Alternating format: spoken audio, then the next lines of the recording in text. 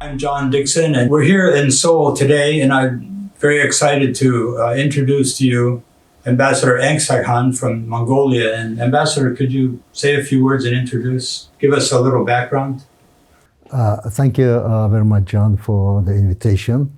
I would like to say that I'm representing not Mongolian government, but Mongolian NGO named Blue Banner, which is focusing its activities on nuclear-related issues, not necessarily only nuclear weapons-related issues, but the peaceful use of nuclear power as well.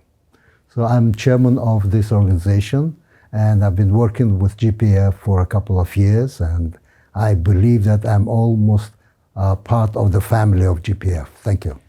Wonderful. I think it is a family, and you're definitely part of the family, Ambassador. Your work, we've had many long talks in Mongolia. Your history is remarkable in this area of international relations, and especially dealing in the Northeast Asia region. And you're not just your own experience as ambassador of Mongolia to the United Nations, but your father was the first ambassador of Mongolia to China. Of course, everybody knows that Mongolia is situated between two very powerful states, Russia and China.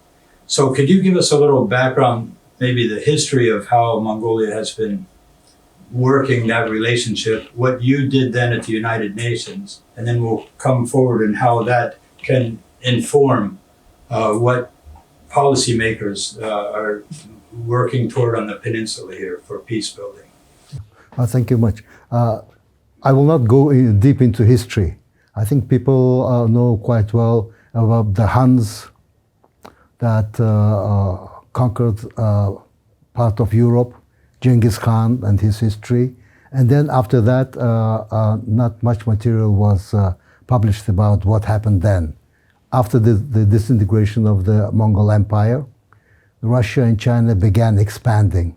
And by the end of the 19th century, we found ourselves squeezed between expanding Soviet Union or Russia and China. And that's where I think we began to feel that a more active policy is needed for us. First, to deal and to work with the Russians and the Chinese, that they are the immediate neighbors, and then to reach out to other bigger countries and other countries so that we will have more option to work with other countries as well. Today, we believe that we are part of Northeast Asia, the Northeast Asian community of nations. There are great powers and small countries as well, but we're the smallest one in that sense. We try to pursue a very active foreign policy. Why active? Small country, but with active foreign policy, because it is our belief that we have even the saying that duck is calm when the lake is calm. So for us, lake is Northeast Asia. So if we want to have good relations, cooperation, mutual beneficial cooperation with other countries, we have to work to make Northeast Asia a calmer place. No, I don't think anyone will argue that today Northeast Asia is one of the regions where there are many problems. Even I would say that Cold War has not yet formally ended in our part of the world. So we are trying to play our part. Our part means that we're trying to promote better understanding and confidence among the countries of the region. In that sense, Mongolia government has made a proposal in 2014 to promote UB dialogue, Ulaanbaatar dialogue, meaning bringing together all the countries of the region to discuss issues, not necessarily the hard issues of, let's say, geopolitics, but there are many other issues that we can discuss, whether, as we call it, soft security issues, meaning common heritage, question of economic development, energy, climate change and its effects and so on. So these are the issues that can be discussed and can bring gradually the countries together to understand each other. And that atmosphere hopefully will also affect the negotiations on these very important issues. So, Ambassador, Mongolia has been successful in transitioning both economically out of the Soviet communist system, which could very well inform the people of North Korea, and especially the policy makers there. That is very relevant and practical experience. Also, you were transitioned to a nuclear-free society and state, and set a very important and pertinent example at the United Nations in doing that. I think, and you led that initiative there. Could you give us a little more idea how the Mongolia example can inform the work that is being done right now on the peninsula here in Korea? Well, our changes began with the disintegration of the Soviet bloc and then of the Soviet Union itself. That created a positive environment for us to look beyond our alliance. We were ally of the Soviet Union, of the socialist bloc. So we started our change started in 1990s, early 1990s, because the people were ready for a change. We didn't want to continue living in an autocratic country. So we started, unlike in other countries, parallel reforms, political and economic reforms.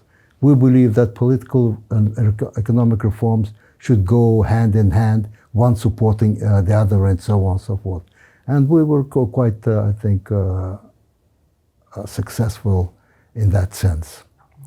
With respect to our foreign policy, though until 1990, we were part of the Soviet bloc, with the disintegration of the Soviet Union, we began to look beyond Russia and China to promote a policy of third neighbor. I mean, other countries that might be interested in supporting us, working with us, meaning those countries that have more democratic systems of government and who are also industrially quite developed, that can provide us with some assistance. And one of the first such third neighbors was the United States. But it's not only the United States. We see our third neighbors in other countries as well, who sympathize, who have interest in working in Mongolia, whether it is political interest or economic interest. We have Japan, South Korea, Western European countries, Germany, India, and many other countries. So our policy is focused on bringing as many other countries as possible to work with Mongolia. We know that political changes need also economic support. So we're trying to encourage investment in Mongolia. Investment in Mongolia, especially because we are rich in have many mineral resources. Though our population is only 3 million, we have about 70 million heads of livestock. So leather products and food products, we can do a lot, but we need technology, know-how, how to do it for the 21st century, and hygiene, and there are many other issues. So this is where our foreign policy is. With respect to nuclear weapon-free status of Mongolia, you have just mentioned, during the Cold War, we were Soviet allies. And Soviet Union had military bases in Mongolia, which also had dual-use weapons, whether it is missiles or planes. Dual meaning it can be used as a conventional weapon or even a nuclear weapon. So we made sure that New Mongolia will not entertain foreign bases in Mongolia, because we believe that Mongolian territory should not be used by any other country to influence the others or to affect interests of other countries. That's why our president in 1992 went to the General Assembly when Russia was finishing, let's say, withdrawing its troops, and said that UN General Assembly. United Nations General Assembly, and he declared that Mongolia henceforth would be a nuclear weapon-free zone. And that's how we started all this process. The big powers were a little bit taken by surprise. They did not expect that Mongolia would make such a declaration, because they believed that they had interest in making sure that Mongolian territory is there, and if need arises, they might introduce their troops and so on and so forth. So declaring outright at the General Assembly was, I think, a very important step. If we would have, let's say, consulted with Russia and China, they would have said, I believe they would have said, well, it's an important issue, but we have to look at it very seriously, and so on and so on. It would have been postponed. We had negotiations with the 5 nuclear weapon states, talks and negotiations, consultations.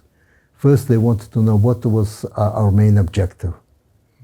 So we told them that we're trying to be as helpful as possible so that Mongolian territory will not be used by any one of the great powers to affect the interests of the other great powers.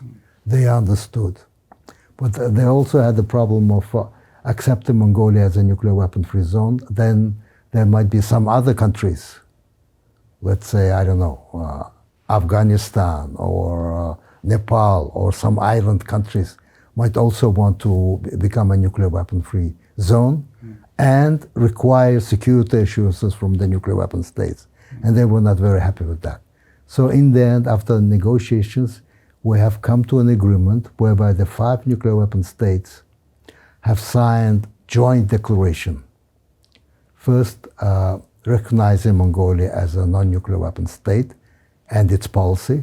The second, they have said that they will not do anything that violate their state, Mongolia's status. That was a promise that gave to me and to each other, meaning that Russia, China, and the United States have an agreement among themselves that they will not use Mongolian territory against each other's interests. I think that is a win-win situation, not only for Mongolia, but nuclear weapon countries. And we have told them that if they have any doubts, we will be open to receive their experts and so on, and to show you what the position is. And we even adopted a national legislation saying that Mongolia will not have nuclear weapons, and it will open for inspections if there would be any need. And one provision, the important provision in the legislation, was that it gave rights to NGOs, like our NGO, to be part of the implementation process, raise questions, and write to the government, to the Foreign Ministry, to the Ministry of Defense, and so on those issues. So that means it would not be only a decision of the government, but also it will be a decision based on the will of the people. And that's how we are able to promote this issue, not in Mongolia, as well as have good relations with other countries that have the same objective. That's one of the reasons why we joined GPF in that sense, because we have now experience and we can share our experience how to talk and deal with nuclear weapon states. It's very important. We had more than 80 meetings with them. And I think the secret was that you have to not only negotiate, but you have to show them that it is also in their interest to make sure that Mongolia is a non-nuclear weapon country with a special status. So hopefully this would be useful for other countries. There are about 60 countries that are not part of nuclear weapon-free zones or blocks. So there's always a possibility for them to consult with us if that is possible in that case. That is a fascinating history and background. Mongolia has gotten the attention, of course, of the chairman of GPF, Dr. Preston Moon, who highlighted it with a full chapter in his book, The Korean Dream.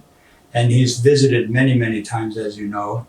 And he's really understood this kind of background and understood the potential of Mongolia, not just as an example to other states, but actually serving as a platform for these kind of negotiations. He's been calling for, we've had forums and seminars in Washington, D.C. and in Korea and other places that has really lifted up Mongolia as a place, a neutral space with this fantastic background in dealing with the nuclear weapons issue.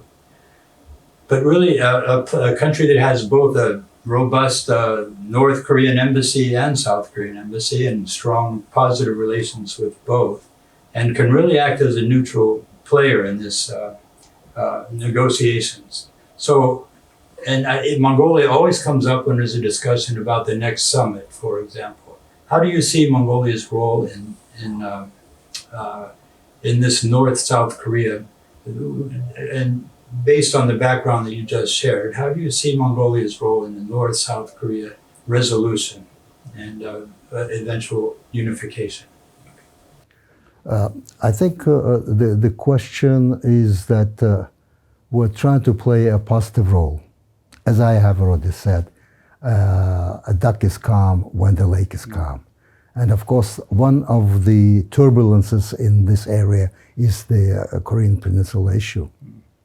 And that's where I think we can play some role. I'm speaking as chairman of Blue Banner, not representing Mongolian government. We have very good traditional relations with both Koreas. Traditional relations with DPRK that started in early 1950s. We still have good relations. We try to maintain good relations, because our philosophy is that you should not forget your friends. Even if you have different viewpoints now, but nevertheless we are our traditional friends. And that's why we have our embassy in Pyongyang, and they have their embassy in Ulaanbaatar. We have good people-to-people relations. We have some economic exchanges. But due to the Security Council resolution on sanctions, we try to follow that as well, because we believe in the importance of international law. So we try not to make an exception for one or another country. Law should be law. And it is the usual position of smaller countries. Try to be good, compliant, let's say, countries of international law in that sense. With South Korea, we have established relations about 30 years ago. Now our relations have been developing quite quickly, enormously. Next year we will be commemorating 30th anniversary of the establishment of our diplomatic relations. We hope to have relations of strategic partnership, meaning we have more open relations with the South Koreans. Many Mongolians live and study here. South Korean small and medium businesses have a lot of businesses in Mongolia. So it's a very good relationship. But we want to go beyond that. What we're trying to do is to be helpful as possible. As I have already pointed out, there is our president's initiative in 2014 to hold Ulaanbaatar dialogues, meaning 1.5 channel dialogue meetings, where they can discuss not only the problems that they have now today, but also the soft security issues. That is very important. On the other hand, in 2015, our organization, Blue Banner, together with a global pact, GPAC, to prevent armed conflicts, have established a process called Ulaanbaatar process. It's an NGO process, open-ended. We make sure that the representatives of two Koreas always participate in that. That's very important. What do we discuss? We exchange views on the general situation, but at the same time we focus on how to denuclearize the Korean Peninsula. Our approach is more, I would say, scholarly approach. We believe that it is important for us to work on the question of establishing a Northeast Asian nuclear weapon-free zone. A zone which means, that the two Koreas and Japan will not have nuclear weapons, and in return, the three nuclear weapon states, Russia, China, and the United States, would provide security assurances to them that they will not threaten or use nuclear weapons against those countries. I think politically it is very important. Why? Because bilateral meetings now, the summits is very important. They will open a way to discuss in depth those issues. But it is very doubtful that U.S. would provide security assurance to the PRK just like that. It should be in the form of a treaty. Nuclear weapon-free zones are made on the basis of treaties and agreements. Then I guess it will be different, because then DPRK would be inclined to get security assurance not by just statements, but in agreement form. If the U.S. agrees and has it ratified by the Senate, it becomes the law of the land in the U.S. Unlike the, let's say, Iranian case. Because in the Iranian case, there was no such agreement signed or ratified by the Senate. That's right. First. The second, we believe that Russia and China should be involved in that, to provide assurances to these three countries. Russia and China providing security assurances to Japan I think is very important. And otherwise, Japan, I don't think, will be living very long with a de facto nuclear weapon North Korea. So that is what, and of course Russia and China would be providing security assurances to South Korea as well. So it's going to be a win-win situation in that sense. Right. That is very important. The second issue is, of course, besides security issues, there's another element, and the North Koreans always underline that.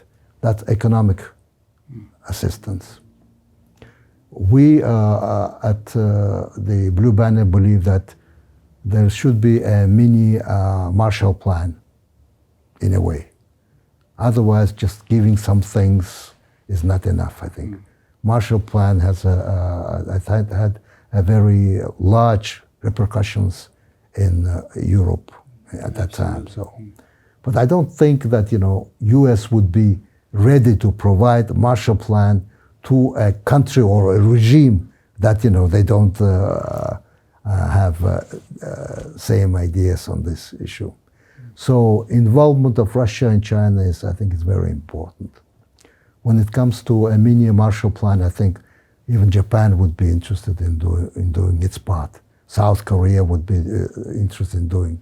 ASEAN countries have said that they are prepared, to work and assist. European Union is there. So the security assurances plus, I think, mini Marshall Plan would be very, very important. At least that's how we at Blue Banner believe, and we want to push this idea. So that's fantastic background and practical experience that Mongolia has demonstrated, and it does stand as a model, I think, for North Korea to watch. How do you see the way forward from here with the effort that's been made so far toward resolution on the peninsula here in Korea? Yeah, one of the conditions when we established the Ulaanbaatar process was that there should be representatives of two Koreas. Otherwise, representative of one Korea and then all the other countries, but not the second Korea does not make much sense. Right. So there is an understanding, gentleman's understanding, and later we'll put in our charter that the two Koreas would be represented on par. Next meeting of Ulaanbaatar process, NGO that process, will be held next week.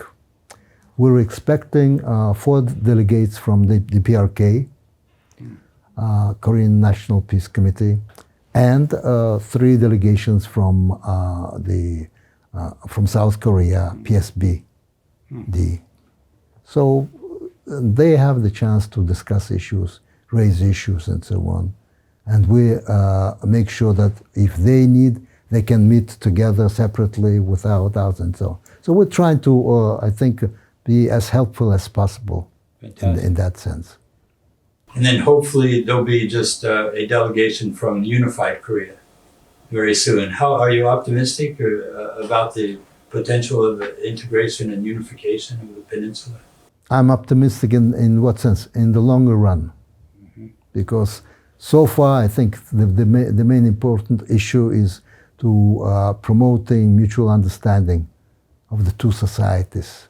They've been separated by the Cold War for many decades, different kinds of ideas about the other side and so on. It will take time. But I think the work should now be proceeding to bring them together, to understand each other, the problems and so on and so forth. I think in that sense, yes. Mongolia believes in a unified Korea. We have many NGOs in support of that. I was given to understand that to promote our relations with South Korea and North Korea, there are about 50 NGOs for a country with 3 million people. Wow. So we're trying to be as helpful as possible in that sense. Ambassador Enksaikan, could you just summarize for us? You mentioned such a fascinating background in Mongolia, the history, so much is relevant to the transitions that your country has gone through. How would you summarize Mongolia's relationship with the peninsula, and especially how it can support this transition to a unified new nation of Korea? Well, as I have already pointed out, our interest is to make sure that the regional issues are addressed calmly in a good sense, in that sense. As a small country, as I have already said, the duck is calm when the lake is calm. We want to make sure that the lake is calm. That is very important. The second thing is that we're trying to be as helpful as possible for both sides. And they know that we don't have territorial problems with them, no, let's say, historical problems, and we can be seen as a facilitator in addressing some of the issues. Maybe not the biggest issues, but nevertheless, some of the issues, bilateral issues, and so on and so forth. So from that point of view, we try to be as active as possible. It seems to me that Mongolia has won the trust of both North and South Korea, and even Russia and China respect the sovereignty of Mongolia and don't, of course, fear Mongolia aggression in any way. So it seems to be working already, the impacts that Mongolia has had in the region and in Northeast Asia. Well, we try to be as active as possible. With our two neighbors, we have no problems, no territorial, nor any other problems. So they're calm in that sense. With the two Koreas, we try to be as even-handed as possible, although traditional relations and, let's say, the relations that we have reached with South Korea are two different things. But nevertheless, we try to be as helpful as possible. And we try to bring them together, if that is possible, on issues where they might agree, economic issues. Right. For example, we had recently, Blue Banner hosted a number of economists from the PRK, where we discussed the possibilities of cooperation besides, let's say, the Security Council resolution. What can we do? I see. And Mongolia is a landlocked country, but nevertheless, there are other landlocked countries that want to trade with Northeast Asia, and Mongolia can be a transit country. Right. About 30 million people from Central Europe. They are interested in not only working with Russia or Turkey, but they want to also some kind of exit to Northeast Asia. And that's where we can provide. And that the North Koreans also understand that. Geographically, we can serve them as well in that sense. Absolutely. So there are some issues that I think we can focus. For example, the Security Council resolution sanctions do not affect, let's say, tourism. So we're discussing those issues. So these are the issues that we're trying to work with in that sense. Well, certainly that opportunity of a transportation infrastructure to connect Mongolia and South Korea, being a landlocked country, having the ports, the remarkable port access that South Korea enjoys, would create a new Silk Road that would empower and bring prosperity, I believe, to the whole region. We have an agreement with with North Korea that they would provide ports to service Mongolian. I see. Now they're interested also to see whether they can also have Central Asian countries be served through those ports. And that's very important, I think. Finally, I think the North and South, the Korean culture is the most family-centered culture that I know of on the planet. That's why it's so remarkable and tragic that this country would be divided. When it's the same family and same people on both sides. And they do share a common birthmark that all Mongolians have, and blue spot. Yeah, the blue spot. So I think Mongolia and the North and South Korea, beyond this economic and political considerations we've been discussing, really is a family, a core one family. And I think that, and you opened our conversation today with the idea of the family, the Global Peace Foundation family. And I think that's a great way to conclude it. And if we can keep the vision there, just bringing the family back together, that's an imperative that doesn't confront anybody and that the whole world can get behind, I think. Well, in that sense, we have some things in common as well, because Mongolians look like the Koreans and the other way around, the blue spot that you were saying. And then also even the language, the structure of the language. Thinking and logic of thinking is the same, I think. So there are some areas that we can work further. And as I have said, there are a number, about 50 NGOs that try to work with the two Koreas, bring out, because the government cannot oversee everything. Sure. And our society is now different. Government does what it does. That's right. NGOs do what they believe is important, and where the government interference or government, let's say, role is not needed. We can do it without. I think your 70 years experience under the Soviet sphere makes people very wary of government, and to make their more robust civil society engagement is, I'm sure, not an accident.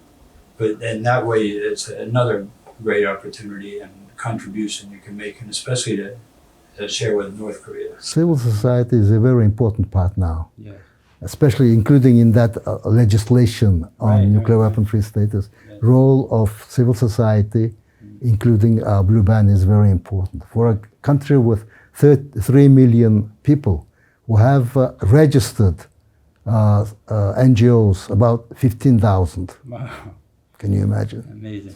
So I think it's a very, very important element of our new society. Absolutely. People can speak out and make demands, ask questions, and so on and so forth. Hopefully other countries would see that as a sign that they might follow our example.